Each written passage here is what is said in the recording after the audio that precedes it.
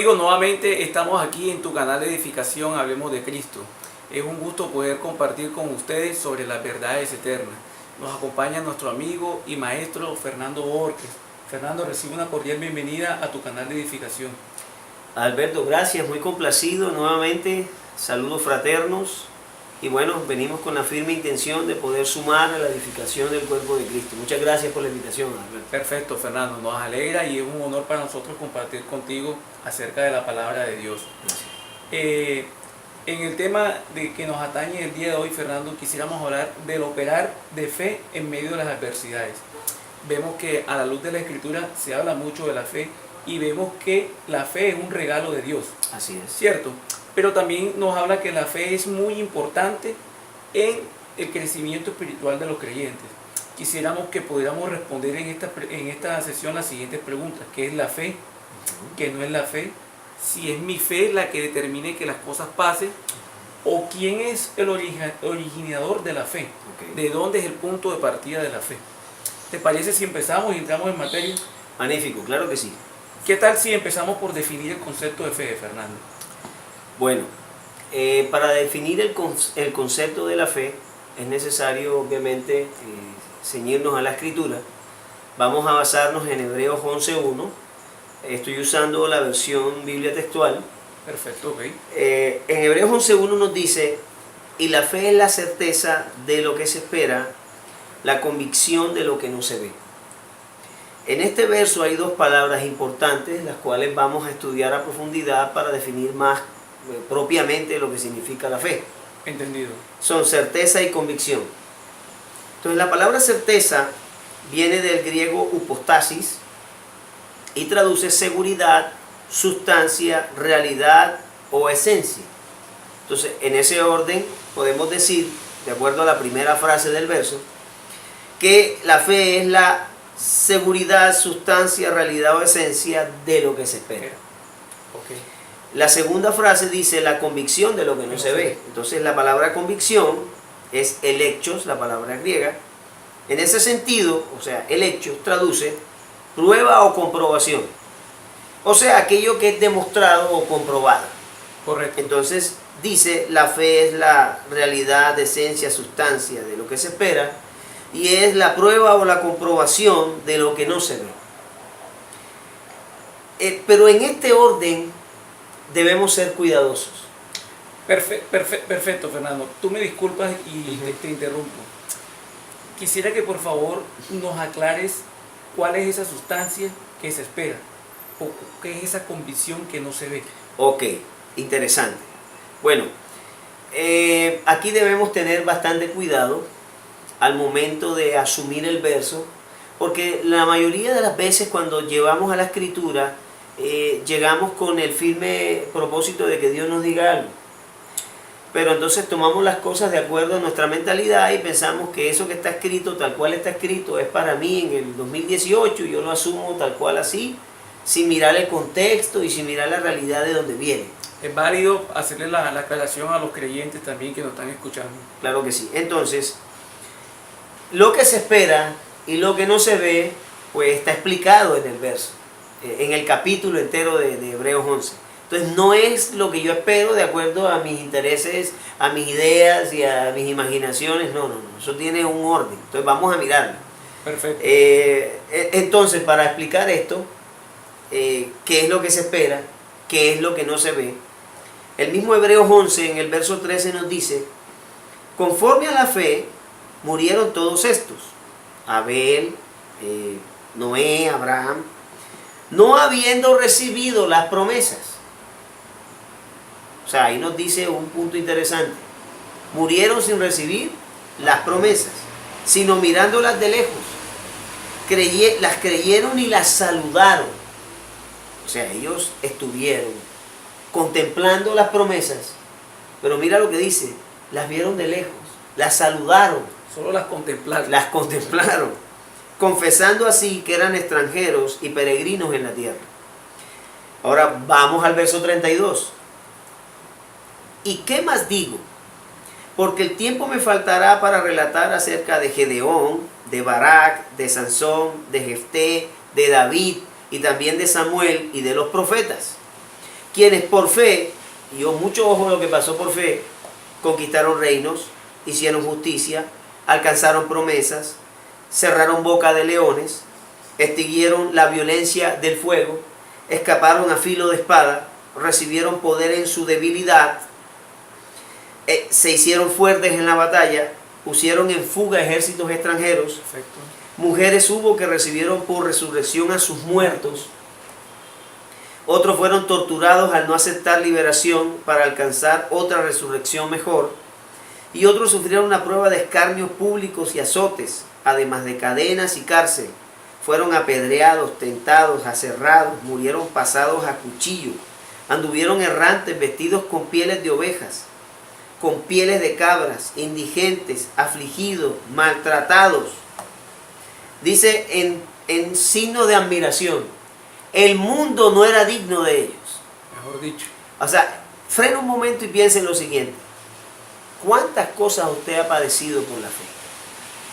Es una pregunta interesante. Interesante, ¿cierto? Porque mire todo lo que padecieron ellos, no por causa de errores ni de malos testimonios, a causa de la fe. Entonces dice que el mundo no era digno de ellos, deambulando por desiertos y montes, en las cuevas y cavernas de la tierra. Y mucha atención al verso 39. Y todos estos, todo esto de lo que nos está hablando, aunque alcanzaron buen testimonio mediante la fe, desde Abel hasta acá, buen testimonio mediante la fe, no recibieron la promesa. Entonces, todas estas personas que están nombradas en el capítulo 11 tienen algo en común. No recibieron la promesa. Pero, ¿cómo vivieron? En la fe. Correcto. Habiendo Dios provisto para nosotros alguna cosa mejor. Es interesante esto. Dios proveyó para nosotros alguna cosa mejor que lo que le pasó a ellos. Para que ellos no fueran perfeccionados aparte de nosotros. Ahora, en esto quiero ahondar un poco antes de entrar a seguir explicando. Según nos indica la Escritura, dentro del propósito eterno, ellos cumplieron un papel relevante en el tiempo antes de la cruz. Correcto. Y en este tiempo ellos alcanzaron buen testimonio, operaron en la fe, no alcanzaron lo prometido, pero escuche, fueron perfeccionados y operaron en la perfección de acuerdo al depósito o la asignación que Dios les había dado hasta ese punto. La Escritura dice ellos fueron perfeccionados, sí, de acuerdo a su realidad que ellos vivieron, ¿cierto? Correcto, entendido. Pero la Escritura dice que ellos no fueron perfeccionados aparte de nosotros. O sea, hay una perfección total, ¿cierto? Y es la que Dios proveyó para nosotros.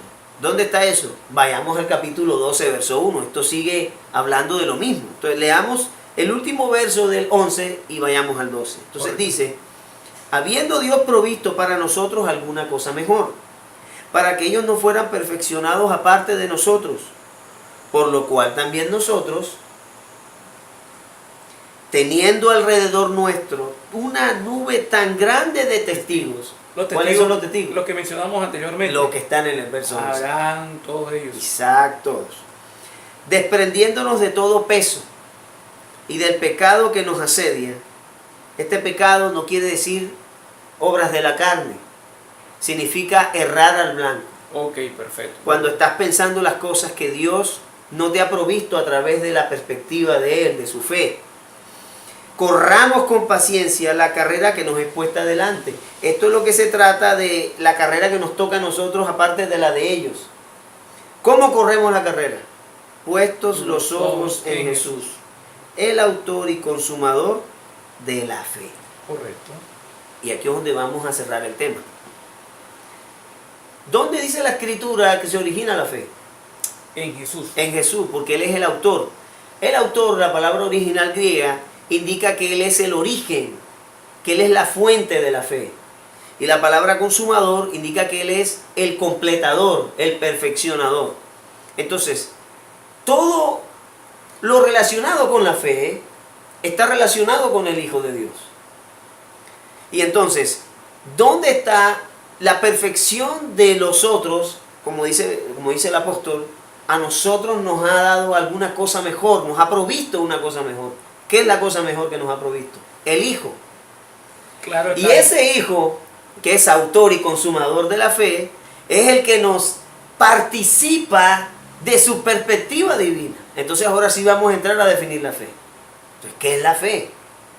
Es la participación, vea, de la sustancia, realidad, esencia sustancia, realidad o esencia, que no es nuestra, es divina, está en el Hijo, ¿cierto? Correcto. Y Él nos permite participar de ella.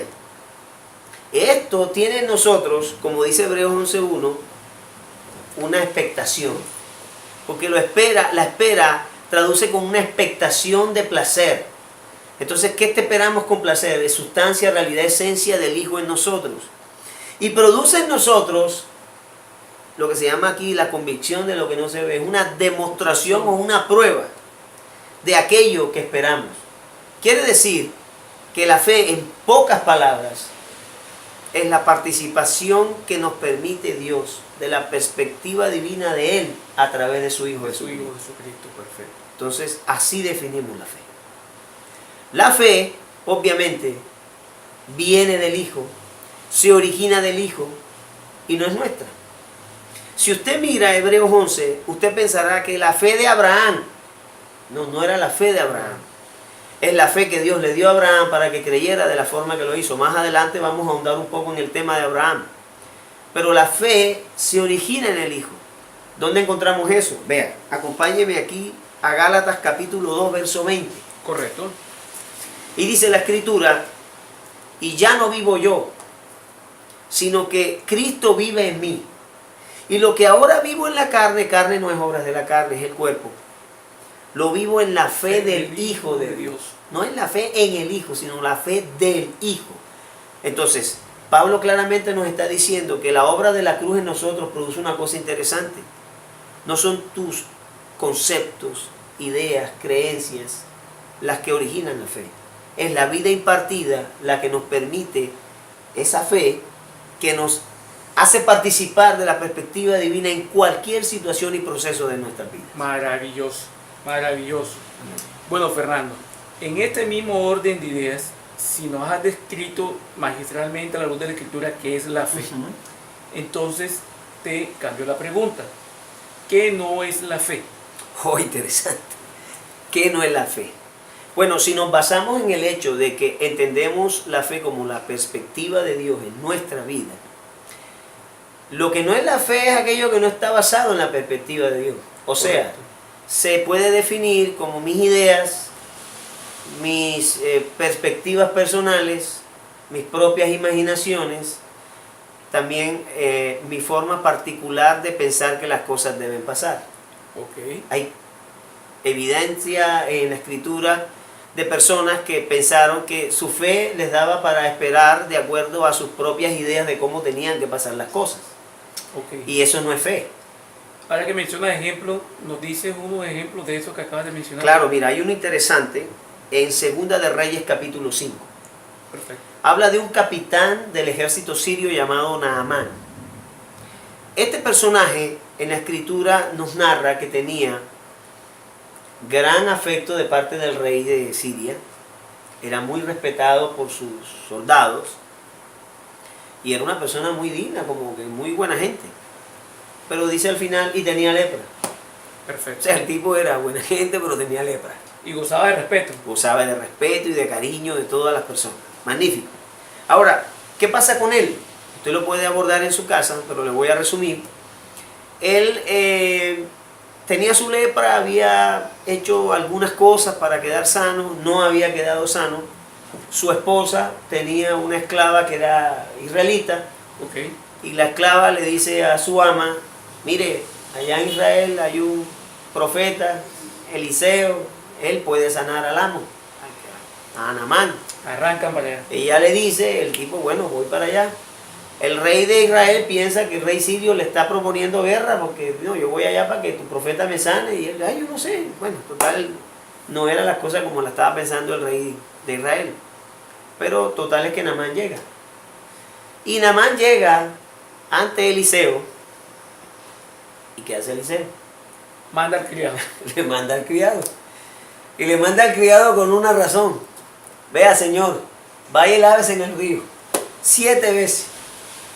Ahora, Naamán se enojó porque la escritura dice, yo pensé que él vendría y saldría y invocaría y el Señor tiraría un fuego. No. Fernando, entonces podríamos decir que él iba con una expectativa en su mente. Ojo, y que la fe tiene una expectativa, ¿cierto?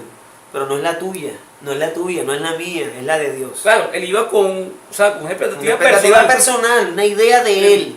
Yo creo que cuando Dios me sane, vea, eso va a caer fuego del cielo. Yo soy Naamán. Y yo pienso que va a salir, él se va a arrodillar, oh capitán Naamán, Señor, sana, fuego, y se vuela lepra. No. O sea, Dios quería sanar 2 cosas al mismo tiempo. Tal vez Naamán tenía un orgullito ahí y la lepra, entonces ahí mismo le dio los 2.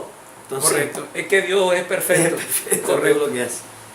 Entonces es importante que entendamos que la fe no se trata de nuestras propias expectativas personales. La fe reposa en el propósito eterno, en la idea de Dios, en su perspectiva, siendo hecha o siendo participada a sus hijos. Es una cosa magnífica que Dios hace.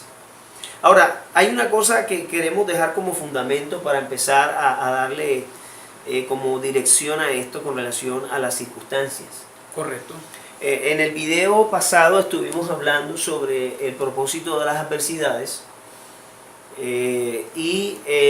ahí tocamos una cita de 1 Corintios capítulo 10, pero llegamos hasta cierto versículo. Sí, solo la parte inicial. Okay.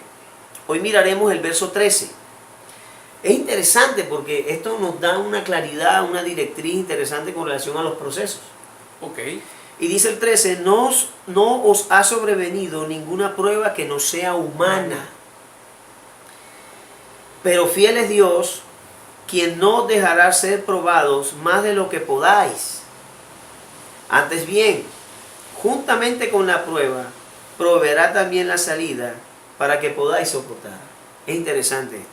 Ahora, de este versículo quiero dejarle 4 cosas interesantes. Magnífico. Esos puntos de vista van a ser muy, muy enriquecedores para su vida cuando usted esté enfrentando cualquier adversidad, cualquiera. El primero, ninguna cosa que le pase a un hijo de Dios está por fuera del control soberano de Dios. Eso es magnífico lo que acabas de decir. Ninguno. Porque nos deja, por sentado de que a Dios nada lo toma por sorpresa. No, a Dios no se le derrama el café. Señor, vengo a contarte que mi jefe es más. No, usted no va a contarle cosas. Que Dios lo sabe todo. Es más, Dios está gobernando todo. En ese orden de ideas, ¿para qué es importante la fe? Para que usted tenga una perspectiva clara de la situación que está viviendo, pero la perspectiva de Dios, no la suya.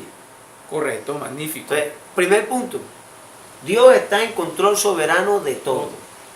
Segundo punto, todas las adversidades, aquí dice que ninguna prueba que no sea humana. Todo en el ámbito natural es pasajero, es temporal y es cambiante. O sea, eso nos indica que todo tiene un final. O sea, todo lo natural está sujeto a lo espiritual. Es cambiante, es temporal. Si en lo espiritual se da una orden, porque lo espiritual gobierna lo natural cambia al instante. Magnífico. Eso es una verdad. O sea, todo esto en este sistema natural en que estamos es cambiante, es temporal. Todo tiene un principio y un fin. Es finito, todo es cíclico, se empieza y se acaba.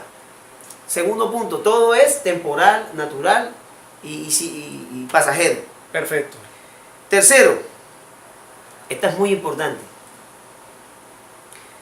Israel en este capítulo 10, Dios le demandó cosas que le había dado.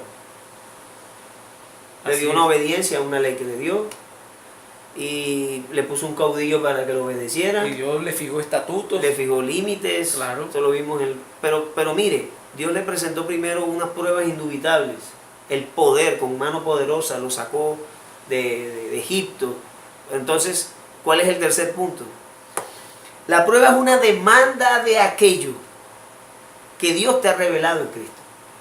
Bendito Dios, magnífico. Escuche esto, es que no se trata de que usted se aprenda los versículos, que está bien, que usted se lo sepa. No se trata de aprender versículos. Es que Dios te va a llevar a la experiencia de alguna cosa que te haya revelado del Señor. Si un aspecto de Cristo es revelado, Dios te demandará la experiencia de eso que te ha revelado. Correcto. O sea que implica que Dios está en gobierno y control de la situación, porque está en pleno ejercicio de ponerte a experimentar la realidad de lo que te tiró como una realidad espiritual. Fernando, perdona, es como si yo llegara a la universidad, doy una clase un día, pero al día siguiente el profesor me dice, saca una hojita. Saca una hojita. Profesor, ¿por qué? Yo ayer te expliqué esto. Quiero saber. Si ayer te di la tabla del 5, hoy te voy a hacer un examen de la tabla del 5. Perfecto, sin más. Y cuarto, que es muy importante, es que tenemos que ver a Cristo en toda la situación. Magnífico.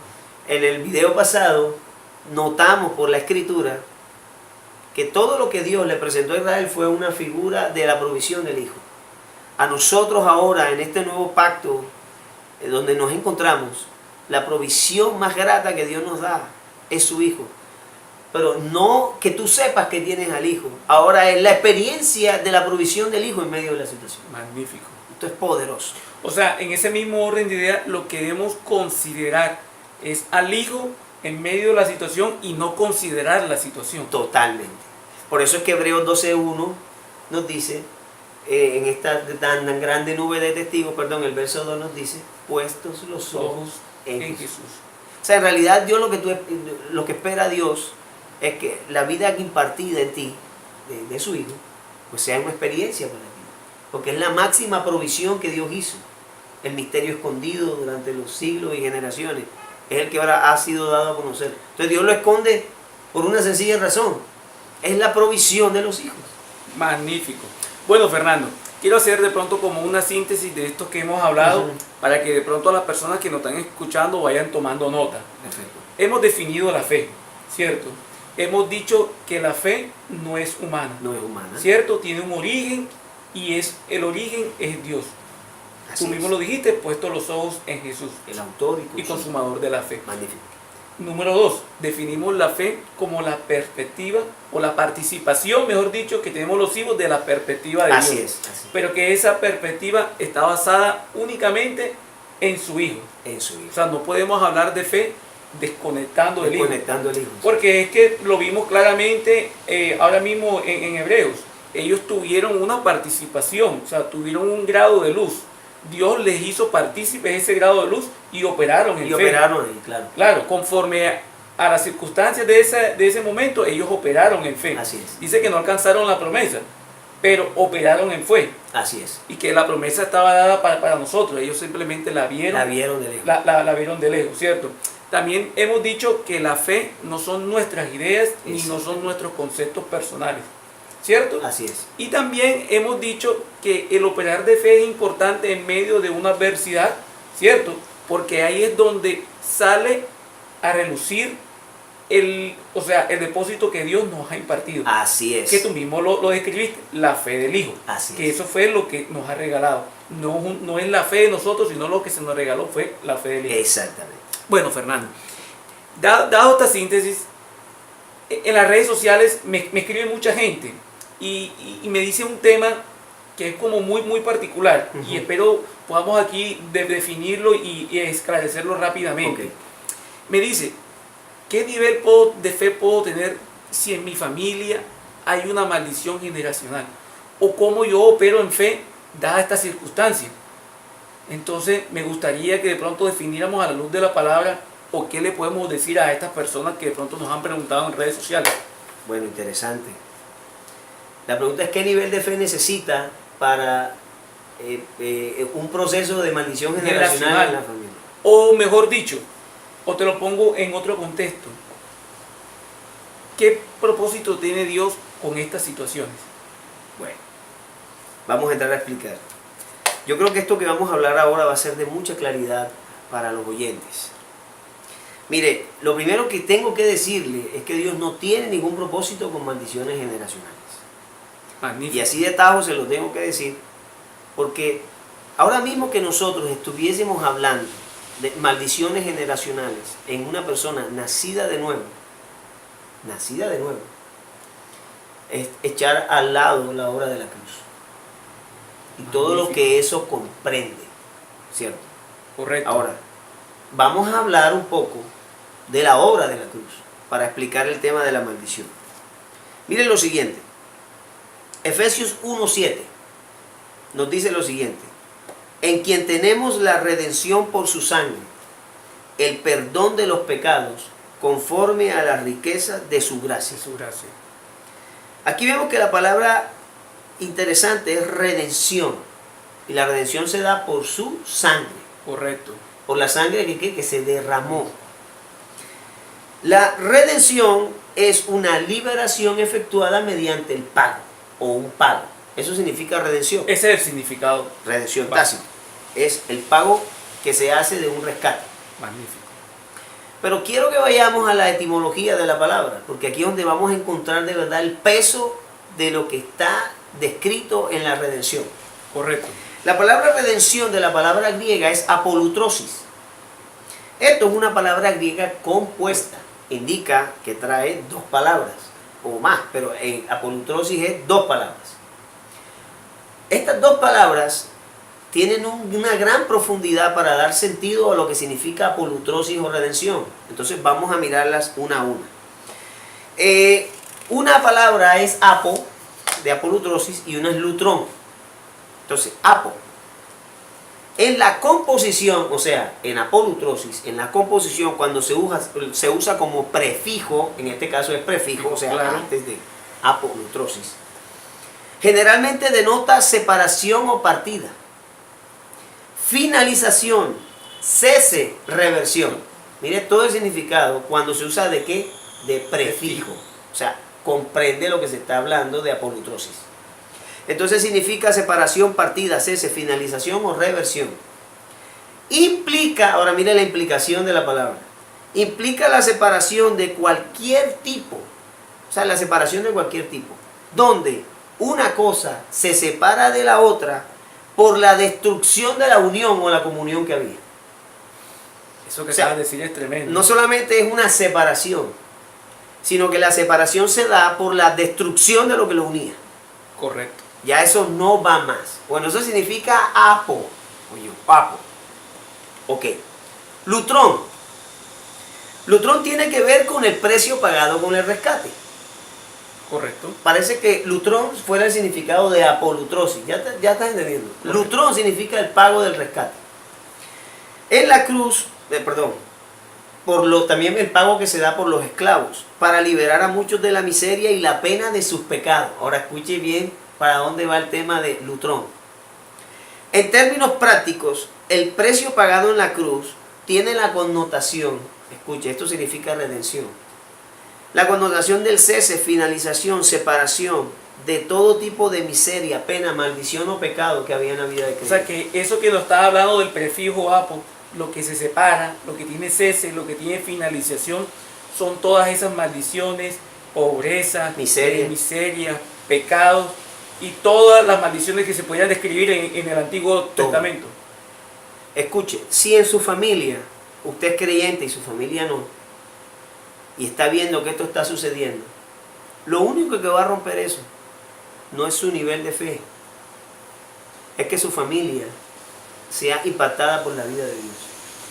Porque una vez la persona es impactada por la vida de Dios, se le va a revelar el tema de la redención. Y a veces pensamos que redención es simplemente el precio pagado. No, redención es la finalización, cese, rompimiento de todo lo que nos unía a la miseria, al pecado, a la maldición. Todo eso fue destruido en la cruz del Calvario.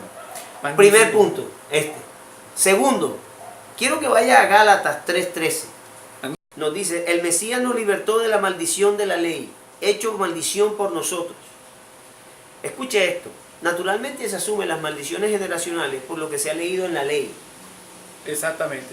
Eso está en Deuteronomio 28, 27, 28 y 29. Por favor, lea el contexto de Deuteronomio 28.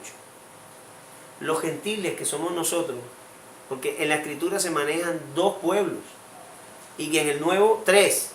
¿Cuáles, Fernando? El pueblo judío, los gentiles y la iglesia. La iglesia del Señor, magnífico. Antes que existiera la iglesia, había dos pueblos, el pueblo judío y los gentiles. gentiles. Ahora, el pacto fue dado a los judíos y las maldiciones recaían sobre los judíos. Y los gentiles, no, estábamos sin Dios, sin pacto, eso dice Romanos 9, sin Dios en el mundo. Entonces, usted no se puede meter en el bonche de las personas, de las maldiciones, porque no es para nosotros. Correcto. Pero escuche, la redención sí es para nosotros, porque sí nos liberó de la miseria, del pecado y también de alguna maldición que existe, aunque no son las maldiciones que se manejan en la ley. Ahora, y otro punto, para dar un poco más de profundidad, es entender que la obra de la cruz fue eficaz para romper las cosas viejas. Un creyente no puede andar en maldiciones, ni mucho menos en maldiciones generacionales. Por esta sencilla razón, 2 Corintios 5:17 dice, de modo que si alguno está en Cristo, es nueva criatura en Cristo. La pregunta es, si eres nacido de nuevo, ¿qué eres tú? Claro, una nueva criatura en Cristo. Entonces, ¿qué dice la Escritura? Las cosas viejas pasaron. He aquí, todas son hechas nuevas. Magnífico. Creo que ha quedado claro a la luz de la Escritura que como creyentes no podemos estar creyendo que sobre nosotros pesa alguna maldición o que sobre nosotros nada de esas cosas. O alguna persecución alguna. Nada de eso. Es importante entender esto porque esto nos ubica en la perspectiva que debemos estar ubicados. Exactamente. ¿Cierto? En la perspectiva del Hijo de Dios. Amén. Que precisamente eso es el tema de hoy. Exactamente. Que el operar de fe en medio de una adversidad es colocarnos en la perspectiva divina. Así Dios es. solo quiere que conozcamos una sola sustancia. Así es. ¿Cierto? Y partícipes de una sola sustancia, que es Su Hijo. Su Hijo. Magnífico, Fernando. Ha quedado, creo que, como es, magistral. Magistral. Porque es que no tiene relación que un nacido de nuevo, que porta la vida de Dios, cargue una maldición junto con la vida de Dios. No tiene como congruencia eso. Eso es como decir que la obra consumada de la cruz no tuvo éxito. Exactamente, sí. Mejor apagamos y nos vamos. Exactamente. Bueno, Fernando, de pronto para darle fin a este tema, podamos ver un ejemplo que podamos ver sencillo rápidamente para concluir este Ok, punto. claro, hay un pasaje muy poderoso, a mi vida ha sido muy enriquecedor. Está en Romanos 4, vamos a mirarlo. Romanos 4 se habla de Abraham. Correcto. Entonces Romanos 4:16 dice, por eso la promesa proviene de la fe. Aquí nos tira una verdad interesante. ¿La promesa proviene de qué? De la fe. ¿Por qué? Porque es que cuando Dios hace la promesa, o cualquier promesa que hizo, cuando Dios la hizo basándose en su perspectiva, no en la tuya. Magnífico. Entonces la promesa proviene de la fe, para que sea por gracia, a fin de que sea firme para toda la descendencia, no solo para la que es de la ley, sino también para la que es de la fe de Abraham, el cual es Padre de todos nosotros. Dice entre paréntesis, y a veces uno para esclarecer la idea la lee, pero después la saca, para entender bien Vamos a leerla, dice, como está escrito, te he puesto por padre de muchas gentes. ¿Cuál era la promesa? Te he puesto por padre de muchas gentes. Entonces vamos a leer ahora sin entre paréntesis, dice, sino también para la que es de la fe de Abraham, el cual es padre de todos nosotros, delante de Dios, de quien creyó, y aquí es donde viene lo interesante, de quien creyó que da vida a los muertos y que llama las cosas que no son como si fueran, el cual, contra esperanza, creyó en esperanza, para llegar él a ser padre de muchas gentes, conforme a lo que se le había dicho, así será tu descendencia. Quiero que usted preste mucha atención en este versículo 17, porque dice, de quien creyó dos cosas. ¿Cuáles fueron, Julio? ¿La tienes ahí? Sí, claro. Las dos cosas que dicen, que Él le da vida a los muertos y que llama las cosas que no son como si fuesen. En este orden de ideas, yo no sé si usted ha estudiado este pasaje, Pero usted no se ha hecho la pregunta de por qué Abraham pensó eso. Porque usted puede pensar que Abraham libremente se levantó un día pensando, Dios da vida a los muertos. Y Dios llama las cosas que no son como si fueran. Esas no son cosas que salieron Que de la se le mente ocurrieron a él de la nada. Eso fue algo que Dios le ministró a él. Y con esa ministración él pudo hacer la demanda que le hizo después. Esta ministración fue la perspectiva de Dios. Dios lo hace participar de este pensamiento. Ahora, ¿por qué él lo hace? Ahora, note esto. Hay una similitud entre dar vida a los muertos y llamar las cosas que no son como si fuesen, con la definición de Hebreos 11.1. Note esto. ¿Qué es lo que dice Hebreos 11.1? Es la certeza de lo que se espera, la convicción de lo que no se ve. Certeza es una sustancia o realidad. Correcto, ya Ahora, lo hemos dicho. En realidad, la sustancia o realidad de Dios, ¿cuál es? Él es la vida. Magnífico. Indica que Él la vida la puede impartir a los muertos. ¿Es claro o no es claro? Clarísimo. Esa es la sustancia. Ahora, es la sustancia de lo que se espera. La convicción es la demostración de lo anterior. ¿Cómo Abraham tuvo la demostración de lo anterior? Él dice, yo tengo claro que Dios da vida a los muertos. Él es la vida. Correcto. Pero la demostración la tuvo porque él creyó en lo primero. Y la demostración no tuvo ya en su experiencia personal. Magnífico. Entonces, los dos aspectos que se narran en Hebreos 11.1 los tiene él en las dos cosas que tenía en mente que Dios le permitió participar. Dice, hay una convicción, una comprobación. ¿Y cuál es la comprobación? Él llama las cosas que no son como si fuesen. Entonces, su creer estuvo fundamentado ¿en qué?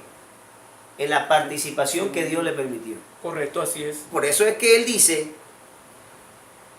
en el verso 18, el cual, contra esperanza, creyó en esperanza. ¿Contra esperanza por qué? Porque ahora lo vamos a leer. Pero para él no había esperanza de que esto sucediera. Magnífico. En lo natural, en su perspectiva personal, no pasaba nada. Pero él creyó en esperanza para llegar a ser padre de mucha gente. Sigamos leyendo qué dice el resto. Y no se debilitó en la fe. O sea, él no dejó de creer. No. Él no se debilitó en la perspectiva de Dios cuando consideró su cuerpo prácticamente muerto. Porque Adán ya era avanzado, ¿verdad? Estaba hablando los 100 años. Exactamente, dice, teniendo casi 100 años. Entonces, él, cuando considera su cuerpo prácticamente muerto, ¿por qué no se debilita? Porque tenía la perspectiva correcta. Ahí está. O la muerte de la matriz de Sara, sino que mirando la promesa de Dios, no vaciló con incredulidad y fue fortalecido en la fe, dando gloria a Dios. Entonces, cuando él contempló el escenario, porque quiero decirle lo siguiente, cuando Abraham recibió la promesa, creo que, si no estoy mal, tenía alrededor de 70, 80 años.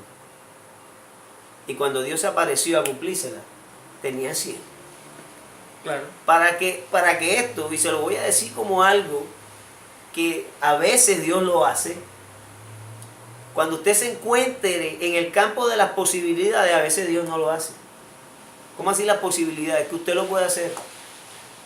Por eso Dios te llevará al campo de la imposibilidad, donde solamente puede operar. Donde sea la obra poderosa de Donde Dios. sea Él. Y por eso lo estiró hasta los 100 años. Y ahí fue donde le cumplió la promesa. Para que digas, Abraham, no se trata de tu vigor, no se trata de la matriz de Sara, se trata de mí. Se trata de que cuando tú te alinees a lo que yo te dije, las cosas van a pasar. Y entonces, ¿qué pasa? Fue fortalecido en la fe, dando gloria a Dios. 21. Plenamente convencido de que el que había prometido era también poderoso para hacerlo.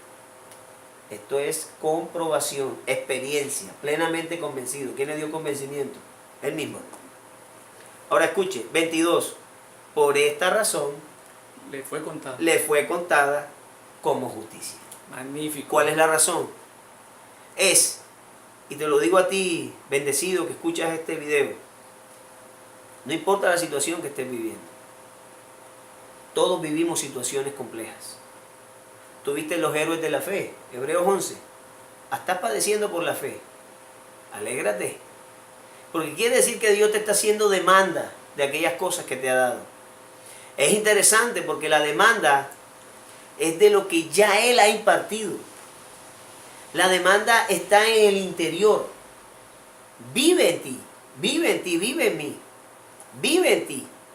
Así es. Hebreos 10 nos dice una cosa interesante. Que la herencia está en nosotros. Hebreos 10. O sea, todo reposa en el interior del nacido de nuevo. Así que en medio de cualquier situación, contempla la perspectiva de Dios.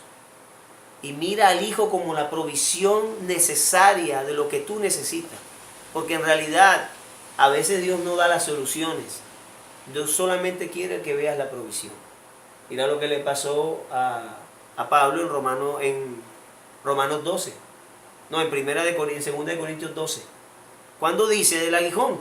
Correcto, que ya lo habíamos tocado también. Ya lo habíamos tocado. Y Dios le dijo, bástate mi gracia. Mira, lo único que tú necesitas no es que yo te quite el aguijón. Tú lo que necesitas es a mi hijo. Perfecto. La gracia. Fernando, entonces, con todo esto que tú nos estás diciendo, si bien la fe no se trata de las creencias personales de nosotros, la fe sí alinea nuestro creer. Perfecto, has dado un punto interesante.